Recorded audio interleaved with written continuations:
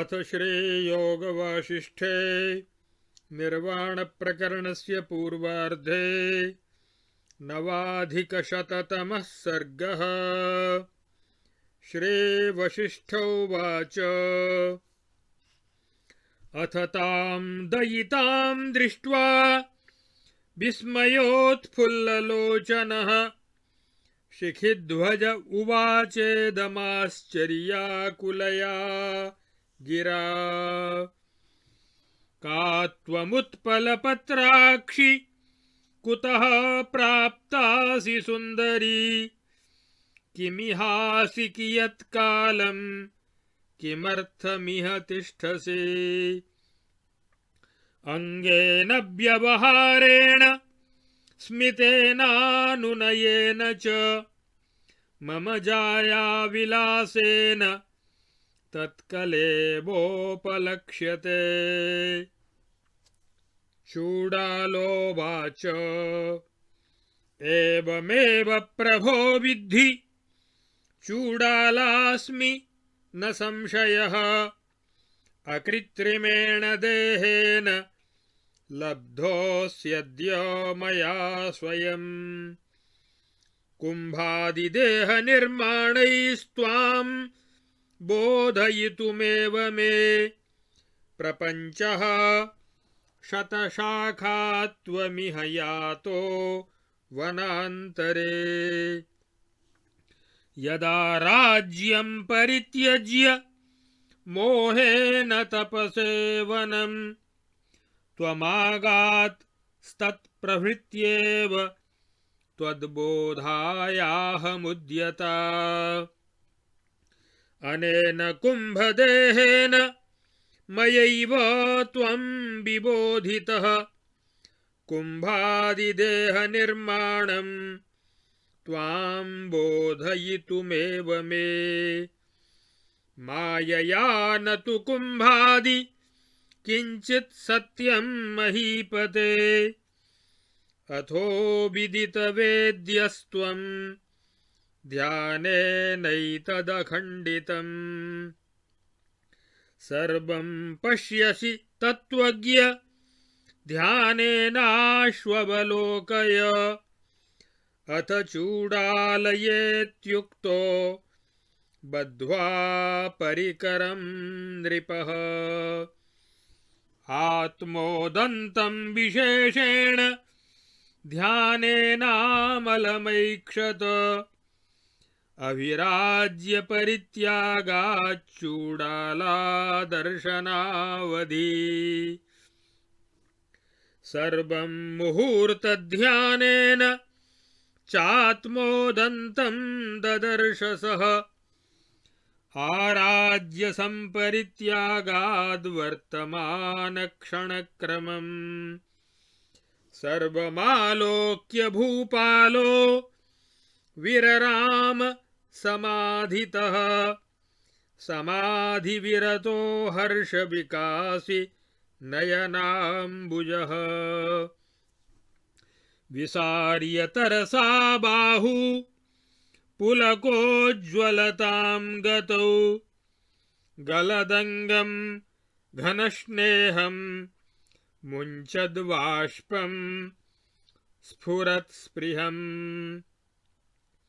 आलिलिङ्गचिरं कान्तां नकुलो नकुलीमिव तयोरालिङ्गने तस्मिंस्तत्र भावो बभूवयः न स वासुकिजिह्वाभिर्वक्तुं हर्षेण शक्यते दिविस्थाविव पङ्केन कृताविव मिलत्तनु शैलाविव समुत्कीर्णौ श्लिष्टावास्तां चिरं प्रियौ मुहूर्तेन गलद्घर्मजलौ पुलकपीवरौ बाहू विश्लथतामीशन्निन्यतुस्तौ शनैः प्रियौ अमृतापूर्णहृदयौ संशोन्यहृदयोपमौ उन्मुक्तभुजमास्तां तावलक्षस्थितलोचनम् घनानन्दक्षणं स्थित्वा तूष्णीं प्रणयपेशलम् कान्तां चिबुकसंलग्नकरः प्रोवाच भूपतिः अत्यन्तमधुरस्निग्धः कान्तः स्वकुलयोषिताम् पुण्यश्च रतिनिष्पन्दः स्वादुर्नामामृतादपि कियत् प्रमाणस्तन्वङ्ग्या त्वया वालेन्दुमुग्धया अनुभूतश्चिरं क्लेशो भर्तुरर्थेन दारुणः एवं दुरुत्तरात् तस्मात् संसार कुहरादहम् उत्तारितो यया बुद्ध्या साहिकेनोपमीयते अरुन्धती शची गौरी गायत्री श्रीः सरस्वती समस्ताः पेलवायन्ते तव तन्व्या गुणश्रिया धीः श्रीः कान्तिः क्षमा मैत्री करुणाद्यास्तु सुन्दरी कान्ता स्वाकारकान्तासु प्रथमेवाभिलक्ष्यसे परेणाध्यवसायेन त्वयाहमवबोधितः केन प्रत्युपकारेण परितुष्यति ते मनः मोहादनादिगहनादनन्तगहनादपि पतितं व्यवसायिन्यस्तारयन्ति कुलस्त्रियः शास्त्रार्थ गुरुमन्त्रादि तथा नोत्तारणक्षमम् यथैताः स्नेहशालिन्यो भर्तॄणां कुलयोषितः सखा भ्राता सुहृद्भृत्यो गुरुर्मित्रं धने सुखम् शास्त्रमायतनं दासः सर्वं भर्तुः कुलाङ्गनाः सर्वदा सर्वयत्नेन पूजनीयाः कुलाङ्गनाः लोकद्वयसुखं सम्यक् सर्वं यासु प्रतिष्ठितं निरिच्छायाः प्रयातायाः पारं संसारवारिधेः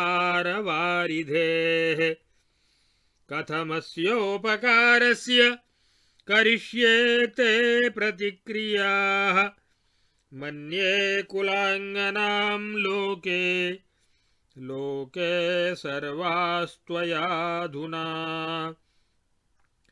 नारी सौजन्यचर्चासु व्यपदेश्या भविष्यसि त्वां निर्मितवतो धातुर्गुणजालातिशायिनीम् मन्ये प्रकुपिता नूनमरुन्धत्यादिकाः स्त्रियः सती त्वं रूपसौजन्य गुणरत्नसमुद्गिके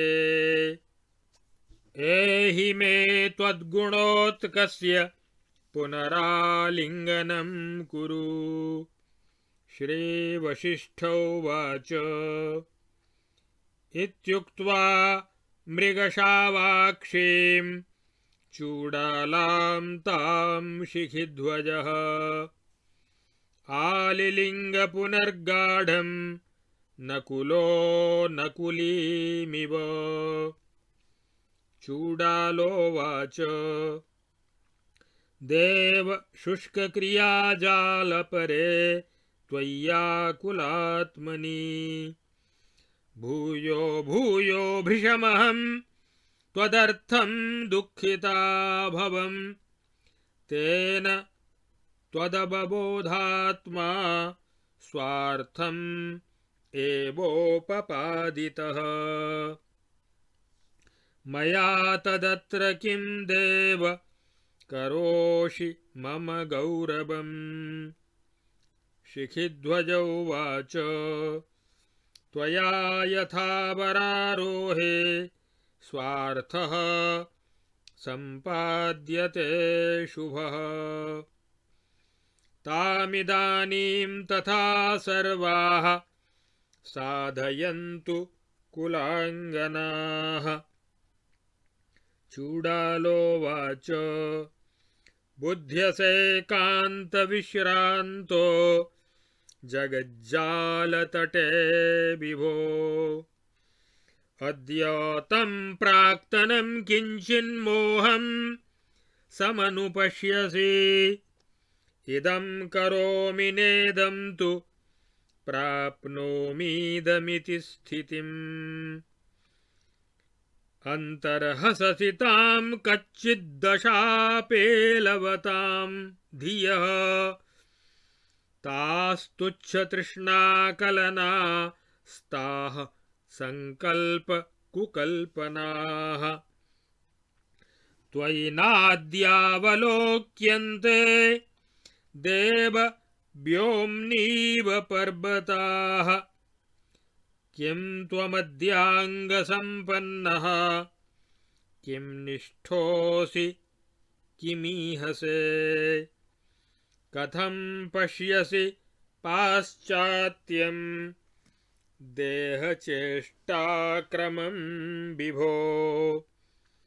शिखिध्वज उवाच सुमनः पूर्णनीलाब्ज मालासारविलोचने। त्वमेव यस्य यस्यान्तस्तत्तस्याहमुपास्थितः। निरीहोऽस्मि निरंशोऽस्मि नभः स्वच्छोऽस्मि निष्पृहः। शान्तोऽहमर्थरूपोऽस्मि चिरायाहमहं स्थितः। तां दशामुपयातोऽस्मि यतश्चित्तैकवर्त्मनि। प्रतिषेधन्ति सहसा नयां हरिहरादयः। न किञ्चिन्मात्र चिन्मात्र निष्ठोऽस्मि स्वस्थ आस्थितः।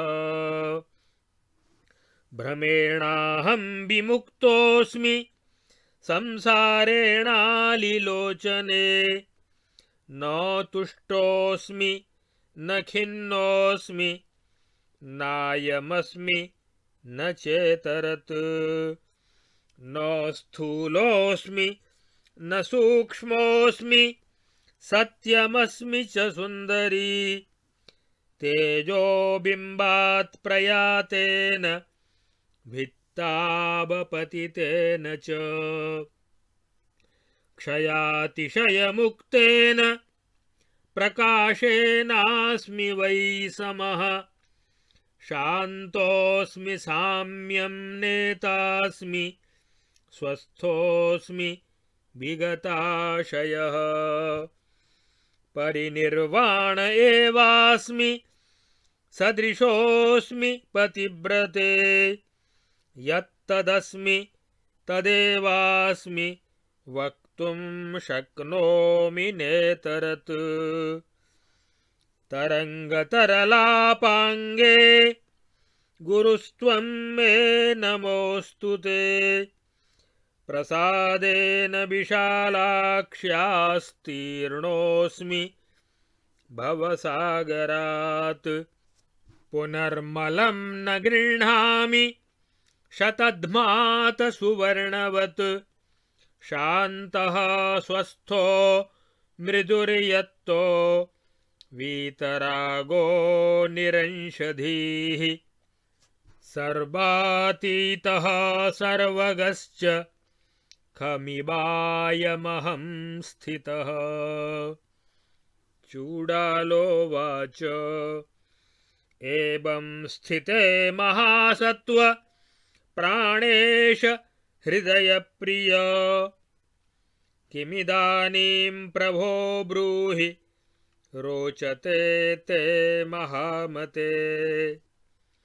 शिखिध्वज उवाच प्रतिषेधं न जानामि न जानाम्यभिवाञ्छितम्।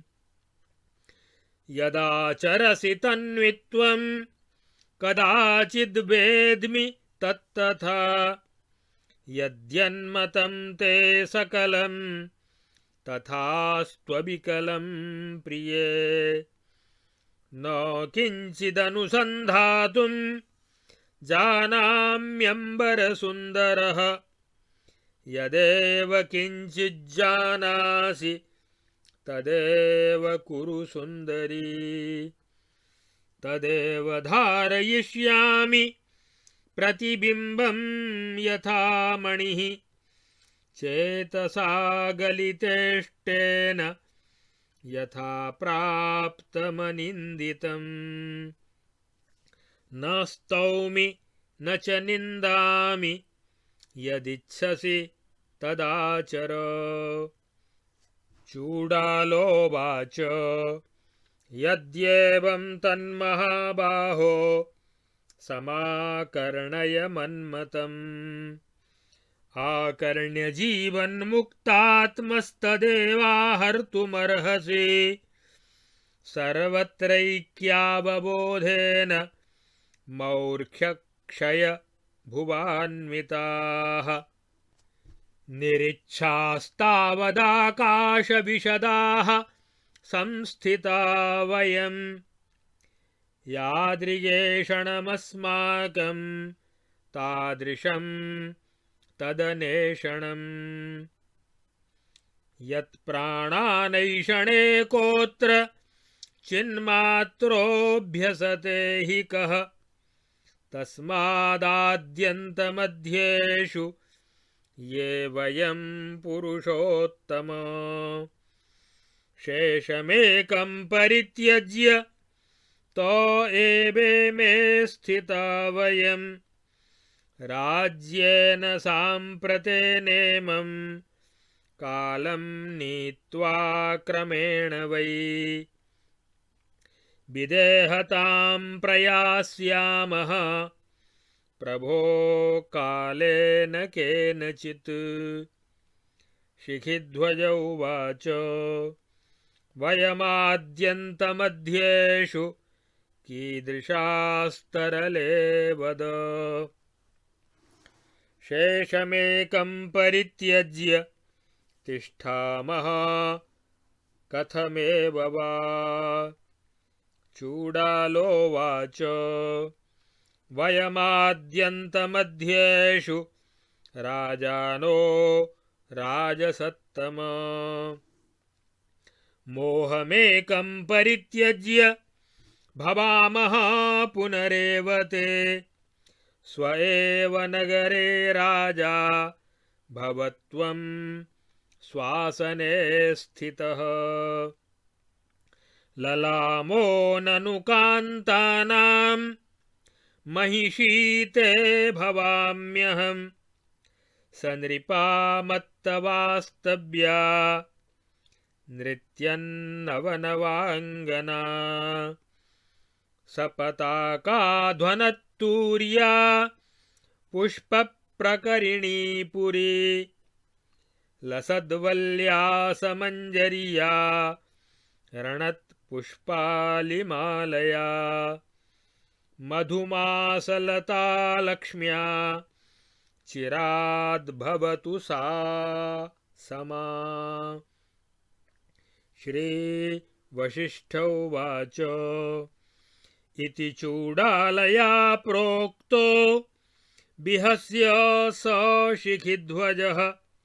प्रोवाच मधुरं वाक्यमक्षुब्धं विगतज्वरः। एवं चेत्तद्विशालाक्षि स्वायत्ता नस्त्रिविष्टपे। सिद्धभोगश्रियस्तासु निवसामि न किं प्रिये। चूडालोवाच न राजन्मम भोगेषु वाञ्छा नापि विभूतिषु स्वभावस्य वशादेव यथा प्राप्तेन मे स्थितिः न सुखाय मम स्वर्गो न राज्यं नापि च क्रिया यथा स्थितमविक्षुब्धं तिष्ठामि स्वस्थचेष्टिता इदं सुखमिदं नेति मिथुने क्षयमागते सममेव पदे शान्ते तिष्ठामीह यथा सुखम् शिखिध्वज उवाच युक्तमुक्तं विशालाक्षि त्वयैतत् समयाधिया को वार्थः किल राज्यस्य ग्रहे त्यागेऽपि वा भवेत् सुखदुःखदशा चिन्तां त्यक्त्वा विगतमत्सरम् यथा संस्थानमेवेमौ तिष्ठावः स्वस्थतां गतौ इति तत्र कथालाप कथनेन तयोर्द्वयोः कान्तयोश्चिरदम्पत्योर्वासरस्तनुतां ययौ अथोत्थाय दिनाचारं यथा प्राप्तमनिन्दितौ सोत्कण्ठावप्यनुत्कण्ठौ चक्रतुः कार्यकोविदौ स्वर्गसिद्धिमनादृत्य तस्थतुः पूर्णचेतसौ एकस्मिन्नेव शयने तैस्तैः प्रणयचेष्टितैः सा व्यतीयाय रजनी तयोर्जीवद्विमुक्तयोः तद्भोगमोक्षसुखमुत्तमयोः स्वयं स माशंशतोः प्रणयवाक्यविलासगर्भम् उत्कण्ठतां प्रणयिनोर्धियमानयन्ती दीर्घा मुहूर्तवदसौ रजनी जगाम। इत्यार्षे श्रीवासिष्ठमहारामायणे वाल्मीकीये देवदूतोक्तमोक्षोपायेषु निर्वाणप्रकरणे पूर्वार्धे चूडालोपाख्याने चूडालाप्रकटीकरणं नाम नवोत्तरशततमः सर्गः। अथ दशोत्तरशततमः सर्गः। श्रीवसिष्ठ उवाच ततः समुदिते सूर्ये वितमस्यम्बरे स्थिते समुद्गकादिव जगन्मणौ तस्मिन् विनिर्गते विकसत्यरुणोपान्ते चक्षुषी बाम्बुजाकरे आचारेष्विव लोकेषु प्रसृतेष्वर्करश्मिषु दम्पतीतौ समुत्थाय कृतसन्ध्याक्रमौ स्थितौ पत्रासने मृदुस्निग्धे कान्तौ काञ्चनकन्दरे अथोत्थायात्र चूडाला रत्नकुम्भं पुरः स्थितम् कान्ता संकल्पयामास पूर्णं सप्ताब्धिबारिभिः तेन मङ्गलकुम्भेन तं पूर्वाभिमुखं स्थितं भार्या भर्तारमेकान्ते स्वराज्ये विशिषे च सा संकल्पोपगते हैमे स्वभिषिक्तं स्वभिष्टरे स्थितं प्रोवाच तन्वी सा चूडाला देवरूपिणी केवलं मौनमुत्सृज्य तेजः शान्तमिदं प्रभो अष्टानां लोकपालानां तेजस्त्वं भर्तुमर्हसि चूडालयेति सम्प्रोक्तो वने राजा शिखिध्वजः वदन्नेवं करोमीति महाराजत्वमाययौ अथ प्रतीहारपदे तिष्ठन्तीमाहमानिनीम् अद्य देवीपदे राज्ञीं त्वां करोम्यभिषेकिनीम्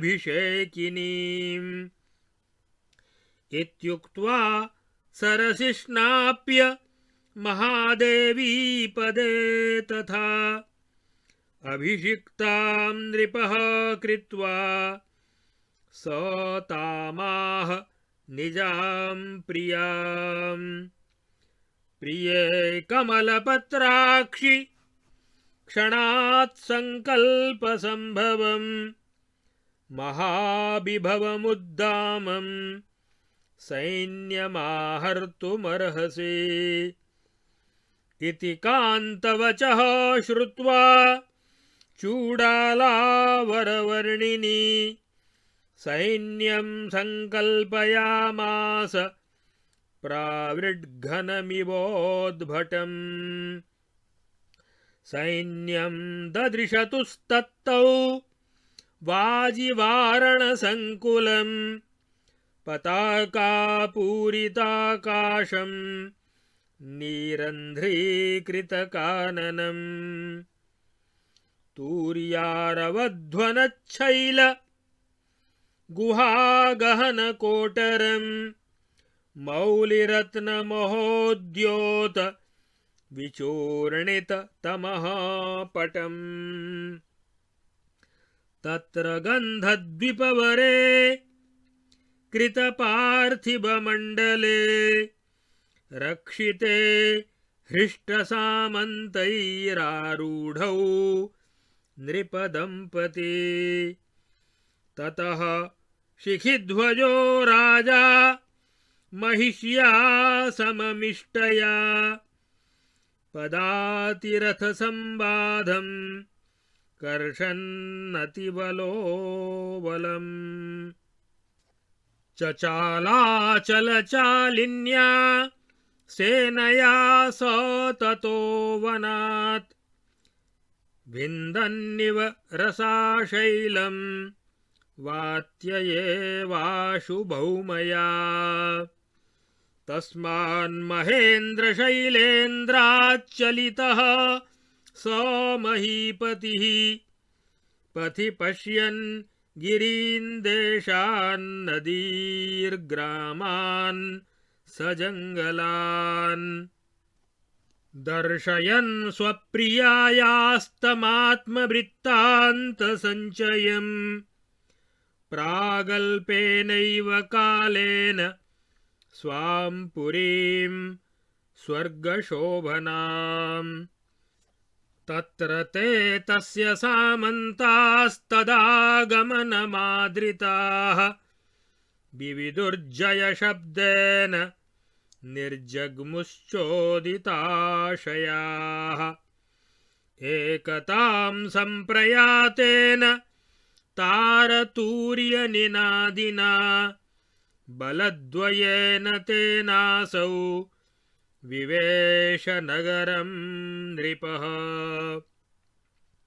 लाजपुष्पाञ्जलिभ्रातैरावृष्टः पौरयोषितां मणिङ्मार्गमसौ पश्यन् परमनुत्तमम् पताकाध्वजसंबाधं मुक्ताजालमनोरमं नृत्यगेयपरस्त्रीकम् स्वभूमावचलं स्थितम् प्रविश्याथ गृहं तैस्तैः संयुतं नृपमङ्गलैः सम्यक् सम्मानयामास प्रणतं प्रकृतिव्रजम् पुरोत्सवं भृशं कृत्वा दिनसप्तकमुत्तमम् अकरोद राजकार्याणि स्वानि स्वान्तःपुरे नृपः 10 वर्षसहस्राणि राज्यं कृत्वा महीतले सह चूडालया राम विरतो देहधारणात् देहमुत्सृज्य निर्वाणमश्नेह इव दीपकः अपुनर्जन्मने राम जगामेति महामतिः 10 वर्षसहस्राणि समदृष्टितया तया राज्यं तया रमय्यापि निर्वाणं पदमाप्तवान् विगतभयविषादो मानमात्सर्यमुक्तः प्रकृतसहजकर्मा भुक्तनीरागबुद्धिः इति समसमदृष्टिर्मृत्युमार्योऽथ जित्वा 10 शिशिरसहस्राण्येकराज्यं चकार भुक्त्वा भोगाननेकान् भुवि सकलमहीपालचूडा मणित्वे स्थित्वा वै दीर्घकालम् परममृतपदं प्राप्तवान् सत्त्वशेषः एवं रामागतं त्वं प्रकृतमनुसरन् कार्यजातं विशोकस्तिष्ठोत्तिष्ठ स्वयंवा प्रसवमनुभवन् भोगमोक्षादिलक्ष्मीः इत्यार्षे श्रीवासिष्ठमहारामायणे वाल्मीकीये देवदूतोक्तमोक्षोपायेषु निर्वाणप्रकरणे पूर्वार्धे चूडालोपाख्याने शिखिध्वजनिर्वाणं नाम 10उत्तरशततमः सर्गः चूडालोपाख्यानं समाप्तम्। अब आगे इस श्री योग वासिष्ठ महारामायण के निर्वाण प्रकरण के पूर्वार्ध के 109 और 110वें सर्ग में यह कथा आती है कि जब राजा ने ध्यान करके ये चूड़ाला का सारा चरित्र जान लिया, सब कुछ जानने के बाद राजा शिखिध्वज का आश्चर्यचकित होना और प्रशंसा पूर्वक चूड़ाला का आलिंगन करना तथा उसी के साथ फिर वहाँ रात बिताना और प्रातःकाल में संकल्प जनित सेना के साथ दोनों का नगर में लौटना और 10,000 वर्षों तक राज्य करके अंत में विदेह मुक्त होने की कथा इन 2 सर्गों में बताई गई है। श्री वशिष्ठ जी कहते हैं, हे रघुकुल भूषण राम, तदनंतर अपनी प्यारी पत्नी चूड़ाला को देखकर आश्चर्य के कारण राजा शिखिध्वज के नेत्र प्रफुल्लित हो उठे। तब वे आश्चर्य युक्त वाणी से इस प्रकार बोले, हे सुंदरी, तुम अपने शरीर से अपने व्यवहार से और अपनी मंद मुस्कान से तथा अनुनय विनय से तथा पत्नी संबंधी विलास से ऐसी उपलक्षित हो रही हो मानो मेरी भार्या चूड़ाला की ही प्रतिमूर्ति हो। यह सुनकर चूड़ाला ने कहा, प्रभो, हाँ, ऐसा ही समझिए। निस्संदेह मैं चूड़ाला ही हूँ। आज मैंने अपने पहले के स्वाभाविक शरीर से साक्षात आपको प्राप्त किया है। इस वन में मैंने जो कुंभ आदि के देह निर्माण के द्वारा माया का प्रपंच प्रकट किया था, वह तो केवल आपको प्रबुद्ध करने के लिए ही था। महाराज, जब आप मोहवश होकर राज्य का परित्याग करके तपस्या के लिए वन में चले आए, तभी से मैं आपको ज्ञान संपन्न बनाने के लिए प्रयत्न कर रही हूँ। हे भूपते, इस कुंभ वेश से मैंने ही आपको प्रबुद्ध किया है और फिर मैंने माया द्वारा जो कुंभ और मदनिका आदि के शरीर का निर्माण किया था, उसका एकमात्र प्रयोजन केवल आपको प्रबुद्ध करना ही था।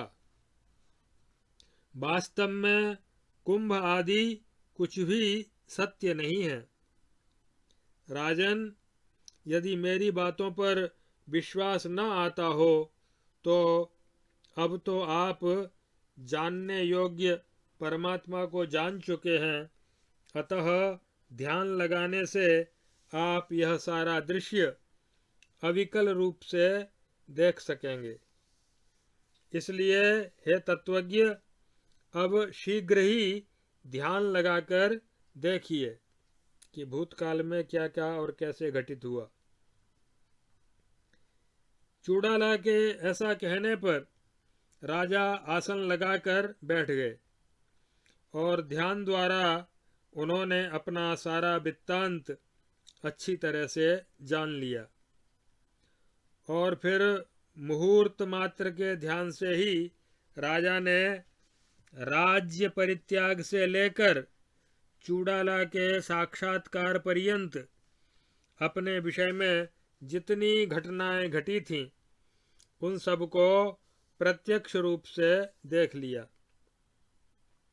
तत्पश्चात समाधि भंग होने पर हर्षातिरेक से राजा के नेत्र कमल विकसित हो उठे और भुजाएं रोमांच के कारण उज्ज्वल हो गईं। उन्होंने तुरंत ही दोनों ही भुजाओं को फैलाकर अपनी प्रियतमा पत्नी चूड़ाला का गाढ़ आलिंगन किया। उस समय स्नेह घनीभूत होकर राजा के शरीर से टपक रहा था। आंखों से प्रेमाश्रु झरझर बह रहे थे और प्रेम स्फुरित हो रहा था। तदनंतर शिखिध्वज ने कहा, हे प्रिय, तुम बाल चंद्रमा के सदृश सुंदरी हो, फिर भी तुमने अपने पति के लिए चिरकाल तक कितना दारुण कष्ट उठाया है। मैं इस दुस्तर भवकूप में डूब रहा था। तुमने अपनी जिस सत्वमयी बुद्धि के आश्रय से मेरा उससे उद्धार किया है, तुम्हारी उस बुद्धि की उपमा भला किससे दी जा सकती है, अर्थात तुम्हारी बुद्धि अनुपमेय है। हे सुंदरी, अलौकिक सौंदर्य वाली नारियों में जो प्रधान रूप से गिनी जाती हैं, उनमें से धी, श्री, कांति, क्षमा, मैत्री, और करुणा आदि उत्तम रूपवती मानी जाती हैं। भगवान ने भी गीता में कहा है, कीर्तिश्रीर्वाक्च नारीणाम स्मृतिर्मेधा धृति क्षमा। परंतु तुम तो उन सभी में मुख्य प्रतीत हो रही हो। तुमने घोर प्रयत्न करके मुझे ज्ञान संपन्न बनाया है। इस उपकार के बदले में मैं ऐसा कौन सा कार्य करूं जिससे तुम्हारा मन प्रसन्न हो। हे प्रिय, जो कुलीन स्त्रियां होती हैं वे उद्योग परायण होकर अनादिकाल से चले आते हुए अत्यंत गहन से भी गहन मोह रूपी सागर में पड़े अपने पति का उद्धार कर ही लेती हैं। यहाँ तक कि कुलांगनाएं अपने पति के लिए सखा, भ्राता, सुहृद, भृत्य, शिक्षक, मित्र, धन, सुख, शास्त्र, घर, दास आदि सब कुछ बन जाती हैं। अतः जिनमें इहलोक तथा परलोक दोनों का संपूर्ण सुख प्रतिष्ठित है, उन कुलांगनाओं का सभी प्रयत्नों द्वारा सर्वदा सम्यक रूप से आदर सत्कार करना चाहिए।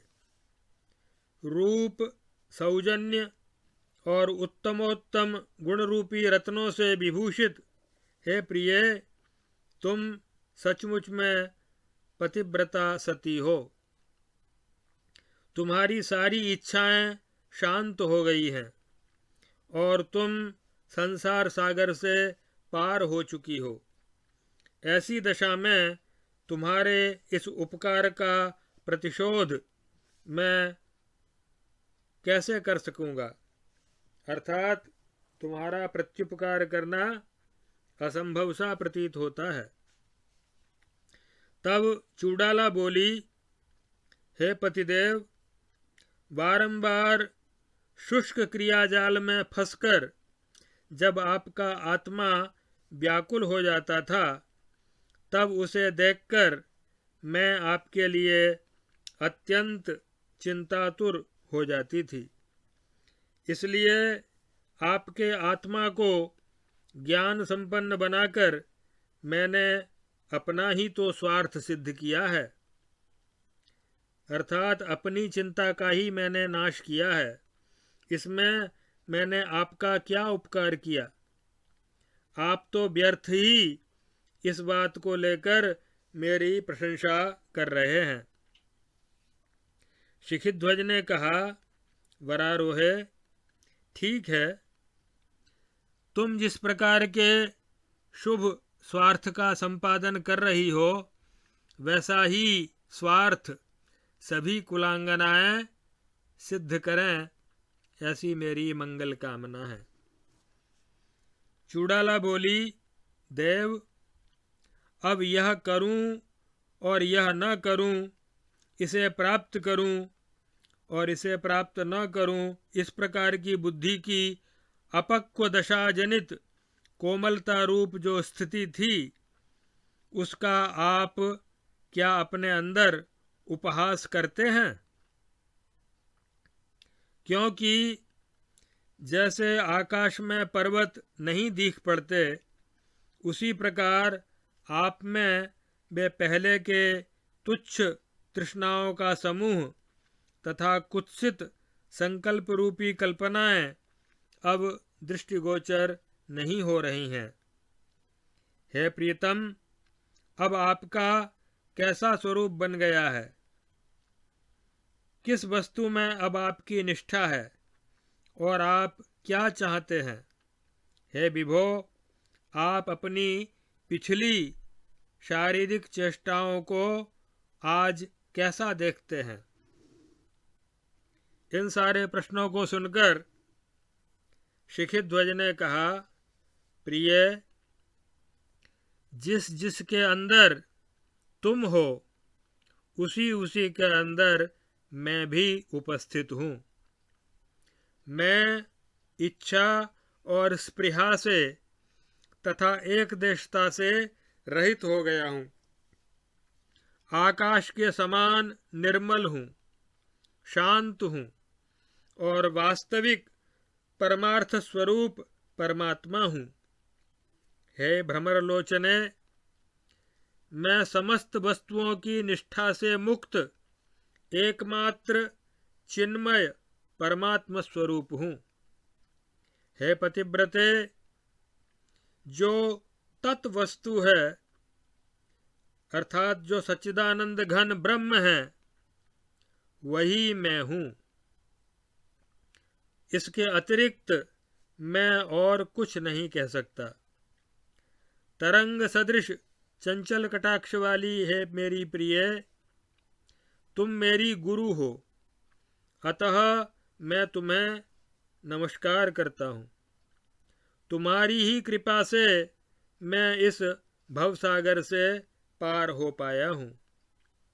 अब मैं शांत, अपने ब्रह्मस्वरूप में स्थित, कोमल, प्रयत्नशील, आसक्ति और एक देशता से रहित, सर्वव्यापक और वास्तव में सबसे अतीत निर्मल आकाश की तरह स्थित हूँ।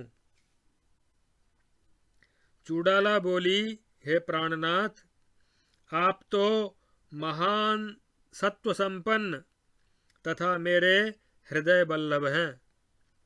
आपकी बुद्धि अगाध है। हे प्रभो, बतलाइए, ऐसी दशा में अब आप क्या चाहते हैं? शिखिध्वज ने कहा, हे कृशांगी, चित्त के इच्छा और आसक्ति से रहित हो जाने के कारण मैं प्रारब्धानुसार न्यायतः प्राप्त वस्तु की न तो प्रशंसा करता हूँ और न निंदा ही करता हूँ। अतः अब तुम्हारी जैसी इच्छा हो वैसा ही करो। यह सब सुनकर रानी चूड़ाला बोली, हे जीवन मुक्त स्वरूप महाबाहो, यदि ऐसी बात है तो अब आप मेरा मत सुनिए और उसे सुनकर तदनुकूल आचरण कीजिए। हे महाराज, सर्वत्र अद्वैत का बोध होने से हम लोगों के अज्ञान का विनाश हो गया है। अतः अब हम लोग सारी इच्छाओं से मुक्त होकर आकाश की तरह निर्मल रूप में स्थित हैं। हे प्रभो, इस समय राज्य शासन द्वारा क्रमशः अपनी अवशिष्ट आयु को बिताकर कुछ काल के बाद हम लोग विदेह मुक्त हो जाएंगे। इसलिए हे नाथ, अब आप अपने नगर में लौट चलिए और राज सिंहासन पर बैठकर राजकाज संभालिए। रमणियों की भूषण स्वरूपा मैं आपकी पटरानी होकर रहूंगी। हे राजन, न तो मुझे भोगों की इच्छा है और न विभूतियों की। मैं तो स्वभाववश जो कुछ भी न्यायतः प्राप्त हो जाता है उसी से निर्वाह करती हूँ। यह स्वर्ग, राज्य अथवा क्रिया कोई भी मेरे लिए सुखदायक नहीं है। मैं तो अपने स्वरूप में स्थित होकर तदनुकूल व्यापार से युक्त हो अपनी वास्तविक स्थिति के अनुसार बिना किसी क्षोभ के स्थित रहती हूँ। यह सुख है और यह दुख है, इस द्वंद्व के नष्ट होने के साथ साथ मैं शांत परम पद में सुखपूर्वक स्थित हूँ। शिखिध्वज ने कहा, हे विशाल नेत्रों वाली प्रिय, तुमने अपनी निर्विकार बुद्धि से जो कुछ कहा है वह ठीक ही है। हमें राज्य के ग्रहण अथवा त्याग से क्या प्रयोजन है? हम लोग सांसारिक सुख दुख की चिंता और मत्सर से रहित, मत्सर शून्य और ब्रह्मस्वरूप में स्थित हुए यथा प्राप्त स्थिति के अनुसार निवास करेंगे। इस प्रकार वहाँ उन दोनों निर्दोष एवं प्रेमी पति पत्नी के बहुत देर तक परस्पर वार्तालाप करते हुए सायंकाल हो गया। तब उन दोनों ने उठकर अपना दैनिक कार्य संध्योपासनादि संपन्न किया और फिर वे दोनों जीवन मुक्त तो थे ही, अतः स्वर्ग की सिद्धि का अनादर करके सर्वथा समचित्त होकर वे दोनों एक ही शैया पर बैठ गए। उनकी वह रात्रि तरह तरह की प्रेम भरी चेष्टाओं की पूर्ति में ही बीत गई। श्री वशिष्ठ जी कहते हैं, हे रघुनंदन, तदनंतर प्रातः काल होने पर वे प्रेमी दंपति उस सुंदर कंदरा में बिछे हुए कोमल एवं चिकने पत्तों के आसन पर उठकर बैठ गए।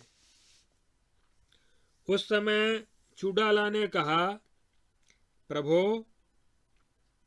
आपका यह शांत तेजस्वरूप केवल मुनियों के योग्य है, अतः इसका परित्याग करके अब आपको इंद्रादि अष्ट लोकपालों के समान तेजस्वी रूप धारण करना चाहिए। उस वन में चूड़ाला के इस प्रकार कहने पर राजा शिखिध्वज ने कहा, ठीक है, ऐसा ही करूँगा।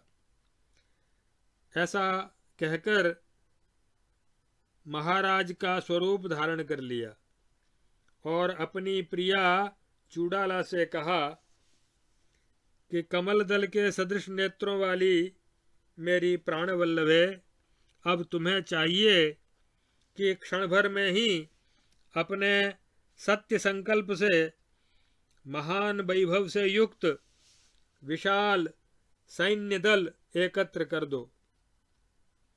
अपने पति की यह बात सुनकर सुंदरी चूड़ाला ने ज्यों ही सेना का संकल्प किया, त्यों ही उन दोनों ने देखा कि एक विशाल सेना सामने प्रत्यक्ष खड़ी है, जिसने उस कानन को ठसाठस भर दिया है। वह सेना हाथी और घोड़ों से भरी पूरी है तथा पताकाओं से आकाश को पूर्ण सा कर रही है, जिसकी तुरही आदि के शब्द पर्वतों की गुफाओं तथा गहन कोटरों को प्रतिध्वनित कर रहे हैं। तब उस सेना में, जिसके चारों ओर राजा लोग मंडलाकार में खड़े थे तथा हृष्ट पुष्ट सामंत जिसकी रक्षा कर रहे थे, ऐसे एक मदश्रावी गजराज की पीठ पर वे राज दंपति सवार हुए। तत्पश्चात अपनी प्रियतमा महारानी के सहित महाबली राजा शिखिध्वज ने पैदल सैनिकों तथा रथों से खचाखच भरी हुई उस विशाल सेना के साथ उस वन से राजधानी की ओर प्रस्थान किया। उस महेंद्र पर्वत से चलकर राजा शिखिध्वज मार्ग में काननों सहित पर्वतों, देशों, नदियों और ग्रामों को देखते हुए तथा अपना सारा वृत्तांत एवं तदंतर्गत घटनास्थल अपनी प्रिया चूड़ाला को दिखाते हुए थोड़े ही समय के बाद अपनी पुरी में जा पहुँचे। जो कि स्वर्ग के समान शोभायमान हो रही थी।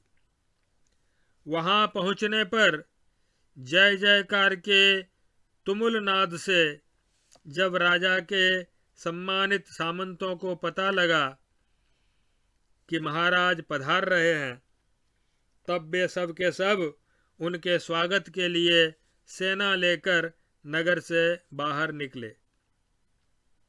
उस समय तुरही के तुमुल नाद से निनादित हुई दोनों सेनाएं एक में एक हो गईं। तत्पश्चात राजा शिखिध्वज ने उन दोनों सेनाओं के साथ नगर में प्रवेश किया। उस समय नगर की नारियां राजा के ऊपर अंजलि भर भर कर लाजा और पुष्पों की वर्षा कर रही थीं। राजा शिखिध्वज व्यापारियों के मार्ग को, जो उत्तरोत्तर परम रमणीय था, देखते हुए राजमहल में प्रविष्ट हुए। वह महल ध्वजा पताकाओं से खूब सजाया गया था और राजा के योग्य सारी मांगलिक वस्तुओं से संपन्न था।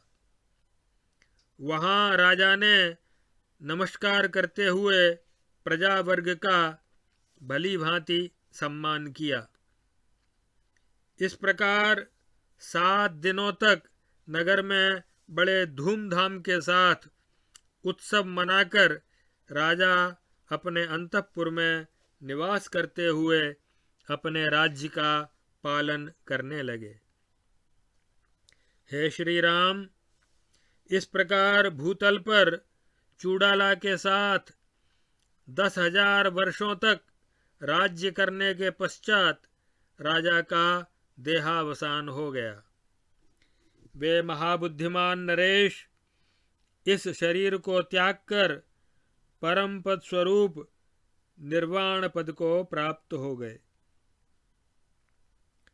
हे श्री राम, राजा शिखिध्वज के भय और विषाद नष्ट हो गए थे।